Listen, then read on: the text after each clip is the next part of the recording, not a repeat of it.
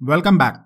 So far in this course, you learned to read data stream from sources, transform it, and finally write it to the sink. Reading data from streaming sources and writing to a sink is straightforward.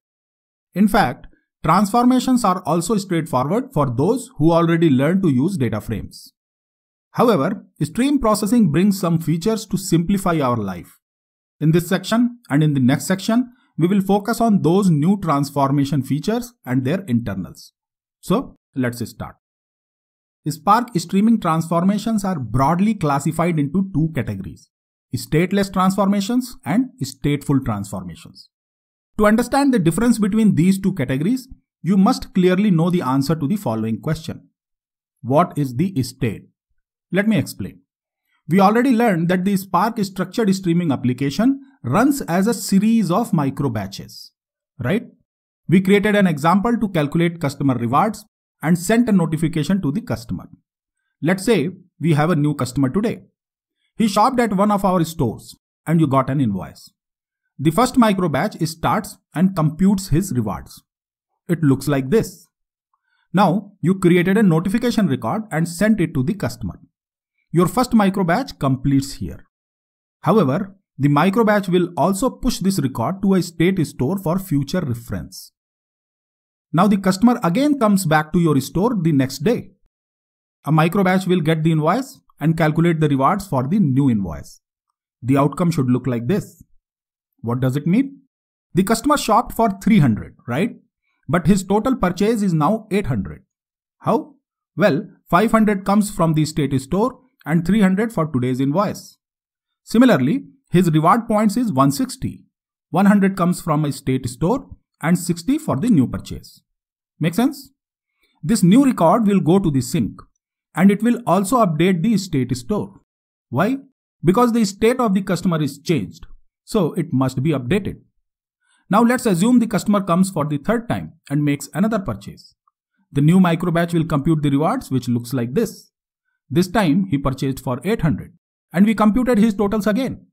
The new state goes to the sink and it also updates the state store. So the state store is a necessary part of a stream processing system. Why? Because the aggregations are not possible if you do not know the past result. We do not need all the history, but you need the most recent state for the same customer. Otherwise, you cannot compute the totals. Make sense? We have already implemented this example. Let me show you the code. Here it is. I am taking a sum of the total value and it works. But how does it work? If you notice, we are writing code to calculate the sum for the current batch only. But Spark API automatically computes the sum across the batches. We do not need to code for it. Spark Streaming API takes care of it with the help of a state store. Great. Now that you understand the meaning and need for the state information, let's come back to understand the difference between two categories of transformations. All the projection transformations such as select, filter, map, flat map, explode, etc. are the stateless transformations because they do not need to maintain a state across the micro batches. These operations will always work with the current micro batch and they have nothing to do with the history. The grouping and aggregation transformations are stateful transformations because they need to maintain states across the micro batches. The grouping and aggregation cannot work correctly without knowing the history, so they always rely on the state information. Great. Hope you understand the difference now. States are essential and mandatory things for aggregations and join to work. However, we also have some side effects of these states. Let me explain. A streaming query having only stateless transformations will not support the complete output mode. So, you can only use append or update modes. The question is, why? We have a straightforward reason. Stateless queries will produce one or more records for each input record. For example, select and map transformations are one-to-one conversions. You have 10 records in the input data frame. You will get 10 in the output data frame, right? Therefore, remembering the outcome of the stateless queries are not efficient. Hence, Spark does not remember the previous outcomes and it does not maintain the state for such transformations. So, Spark cannot give complete output for every micro batch. Simple, right? Now let's come to the second side effect. An excessive amount of state may cause you memory problems. Again, the next question is why? Because the state is maintained in the memory of the Spark executors. It is also backed up and checkpointed to the checkpoint location. However, the checkpointed state is used for reloading the state after the failure or restart. But at runtime, the state is cached in the executor memory. For this reason, state management is one of the critical design considerations. If you do not maintain the state properly and allow it to grow forever, you will run out of the memory at some point. Therefore, Spark offers you two types of stateful operations: managed stateful operations and unmanaged stateful operations.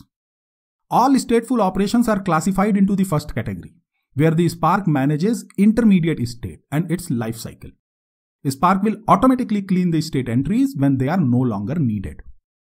This cleaning is critical to keep the size of the state store in control.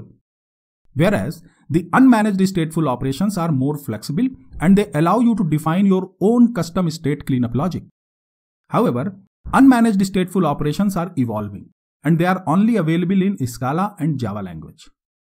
As of Spark 3.0, unmanaged stateful operations are not available to PySpark. You will learn more about the implementation details of the stateful operations as you progress with the course. However, you might be wondering when to use managed and when to use unmanaged stateful operations. Let me explain. Aggregations are of two types: continuous aggregations and time-bound aggregations. Let's try to understand them considering the loyalty calculation example. In the loyalty calculation use case, we read invoices to compute the loyalty point for the customer. When we get a new invoice for the same customer, we add loyalty points to the previous value. If we get a new customer, we create a new entry, and this keeps going on forever. We do not have an end to this. Now consider you got 1 million unique customers in a few months. So you will need to hold 1 million state entries in the executor memory. Now the next question is this: how long we keep the state for a customer?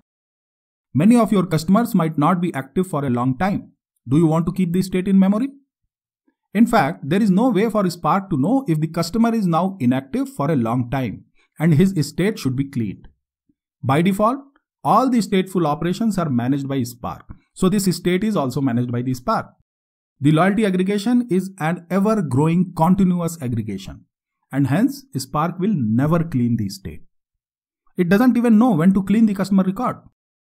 So this use case should be the right candidate to implement using unmanaged stateful operation, where you can define a custom cleanup logic. Now let me modify the loyalty requirement. Let's consider the loyalty points are accumulated weekly. So customers can shop from your stores and collect loyalty points, but these loyalty points will accumulate only for 7 days. After 7 days, the total accumulated points will be posted in a loyalty account for customers to redeem. That's all, you are done for the week. Next week, computation again restarts from 0 and you can again accumulate it for next 7 days. This goes on in a weekly cycle. Such aggregations are time-bound aggregations. In this case, your state is only valid for a week. So, Spark can clean the state for the previous week and start again for the new week.